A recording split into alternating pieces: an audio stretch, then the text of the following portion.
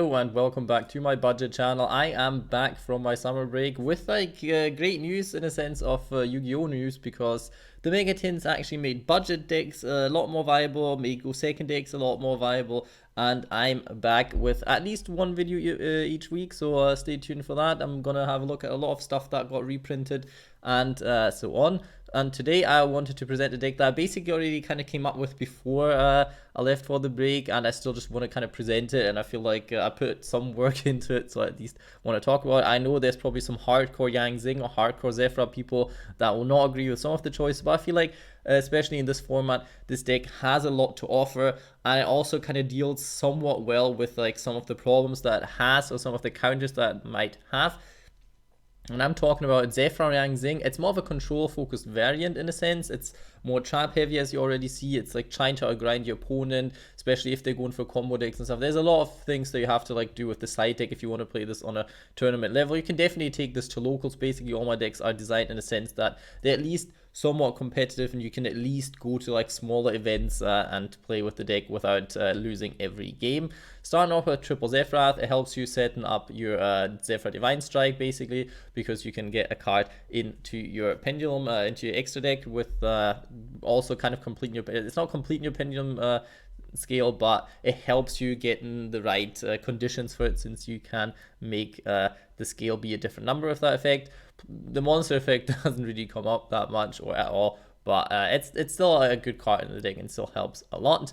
One of the big stars of the deck, Zefra No Secret of the Zing. You can search cards with this card when it's destroyed or when it's pendulum summoned, so there's that. It's a little bit tricky with the timing when it's destroyed, because it's like a win effect, so you have to kind of watch out what you do with this. It's not as good. I think a lot of the Zings actually have that problem, so there we are. But this card in general is the card you want to pendulum summon out the most, because you can set up plays with that card. I ran triple Suani Fire of the Zing, because I mean, it's a level 4 beat stick basically. It's if you actually wear down your opponent that much that he doesn't have many monsters on the field, having that card alone for its attack value is good in a sense. It helps with synchros a lot, because it puts a higher level to the field, and you don't have to like collect those low level ones. Plus this, plus the other pendulum monster gives you Yazi basically. You could play Mare in this deck, but I felt like then it's not really necessary, but you could if you wanted to.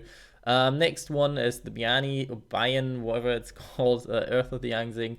It's the same, or only on a 2, because you don't want it to come up too much. I feel like the ratios, you can always tune at it. I'm not the biggest Zing player from before, but I felt like the ratios worked out fine for me. What is kind of important is Zefraxi, first of all, for the scales, because you only run 9 pendulum monsters. Second of all, because it can turn your monsters into tuner monsters, which if you can turn him into tuner, get more access to the level 9. You can do basic everything, get access to level 5, but Stinglong is banned. Not that many level 5 monsters that you actually want to go into. I decided to go for a Catastor, but you'll see about that later on. Around double Bixie, bikes eye, whatever you call it, wash off the Zing. Basically just like to keep the ratio of Zing monsters up. One Jai to Darkness of the Zing, because I feel like the effect of it has never really come up when I play this deck. You don't run that many Zing monsters, so you actually do get its effect off. I basically just run for the fact that it's a level 2 tuner, and that can be helpful from time to time, but I feel like there's better monsters in the deck. I run double the level 1 tuner monster, because you can easily get it back. It has some kind of synergy. It can help from time to time. You could cut this card. You could change the ratios, like I said, a little bit, but I feel like the ratios are okay like that. But if you know more about Zings than I do, feel free to adjust. One Zing Path, because I feel like it's searchable, and it helps you a lot to get some draws off, draw into more of your disruption cards and so on. So this card actually does quite well for the deck. You kind of don't want to draw it first turn, because you probably will not have the appropriate amount of numbers in the graveyard, but since they all basically float, and you get with the synchroning stuff into the graveyard after turn 2 or 3, this card should be worth it. And Zefra Providence, basically a card that helps you deal with Ghost Ogre a little bit, because it protects your scales. Helps you search out wherever you want. Sadly, it's only once per turn. Would be nicer if it wouldn't be, but obviously kind of had to be. I ran triple Called by the Grave, because this deck is kind of screwed a little bit by stuff like hand traps like Ghost Ogre or Ash Blossom. And even if it doesn't come up, it's still like another somewhat valuable interruption during your opponent's turn. If you have the money, since this is a budget channel, I did not include Pot of Extravagance, but if you have it, then definitely put it in. This helps the deck a lot because you don't really need too many extra deck monsters. You'll always find something that you can go into even if you banish half of your extra deck.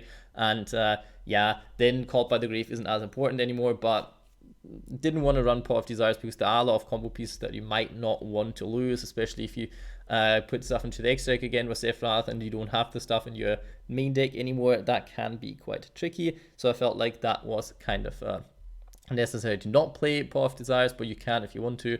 Oracle of Zefra 3, obviously. I didn't run Terraforming because I felt like don't want to see it that often, but it helps you start in the combo, getting some stuff in, basically searching Zefra monsters to complete your scale. The effect, I mean, you're only getting the synchro effect off. It's okay if you need a beat stick, like if you have worn down your opponent and you kind of know that he's not going to do much and you really need a monster, that's great. But I mean, it's okay. It's okay that you can search anything with that. That can actually be neater in some other kind of decks because you can basically search any monster, not just like a Zefra monster. So technically that you could do some weird shenanigans with that, but decided not to. Triple Crackdown, because first of all, you play in a synchro focus deck, so if you actually have a tuner and steal one of your opponent's level monsters, not like a link monster or whatever, then that can be quite neat. If you want to shut down your opponent early in their combos and steal them out of his normal monsters, then you can use that as a synchro material, not only as link material. And in general, I think it's just a very neat disruption card.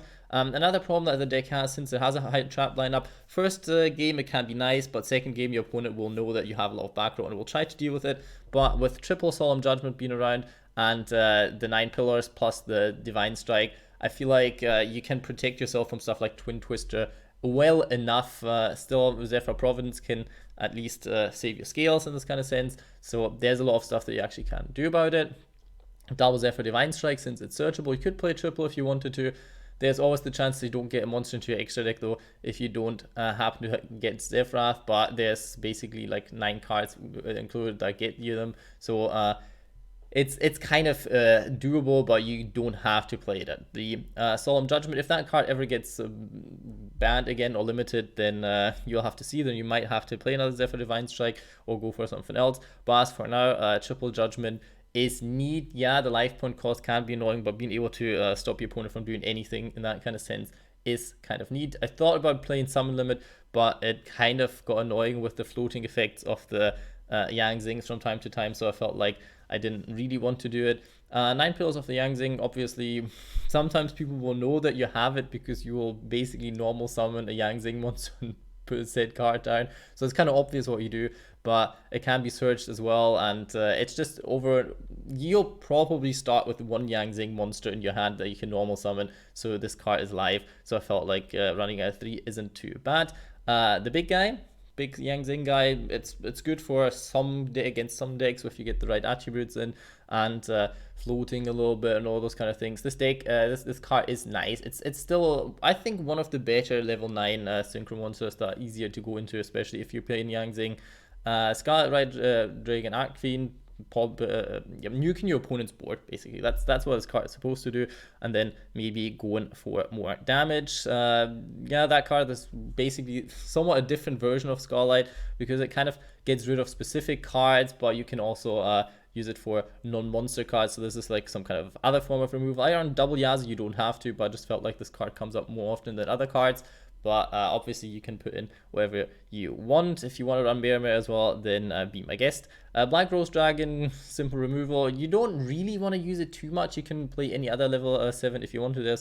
There's okay ones out there, so I feel like that's fine. Another one, Dawn Dragster. If you don't get your board up at the start, you draw too many monsters, but you can get that up. Getting another spell trap card negation can be nice. Call Dragon for the level 6. You can get a draw off of this card, and get rid of annoying cards your opponent has. Maybe fill up your graveyard, get for the Yang Zing Path as well. And one All Out Justice Catastrophe can help you. I mean, there's a lot of darkness monsters out there, but also there is a lot of light, or Salamine Grades and all those kind of things that run around Sky Striker, so you should be okay at least with this cards. Barlow Dragon could run Ball of Sword if you want to, but it's not coming up too much. You don't build up too much of a board presence, but having one Link 4 is never a bad idea. Deco Talker, Link 3 gives you some kind of protection. It's not too bad, so you can actually, it's okay. It's okay. Obviously the two Nightmares, because they got a reprint as well, weren't too expensive before. I already ran them before, but there's no need to not run them if you want to get rid of something. And Double Beat Cop, basically of the generic down pointing arrows. You can use any monster of your Steel Frame opponent with stuff like Crackdown, set up for like more pendulum plays, if you want to call it that. But at one point your extra deck will maybe have 1 or 2 cards in there, so you can actually summon 2 out of the extra deck. Or if you actually established a board, then you could even have 2 extra deck monsters possibly, or 1 Zefra new and 1 extra deck monster, so that can come in quite handy. So what the deck basically does is you basically at the start try to set up 1 to 3 disruptions, however good your starting hand is, and then you kind of try to wear your opponent down with, like, if you don't let him do much at the start, then he'll probably not get over the floating effects of Yang Zings. Then you try to go into Synchros the next turn, wipe his board, get rid of his stuff, and that's basically how you wear him down, with constantly getting more the gates up, keeping it up. Even if you're at turn 2 or 3, or every turn put up like 1 negation trap,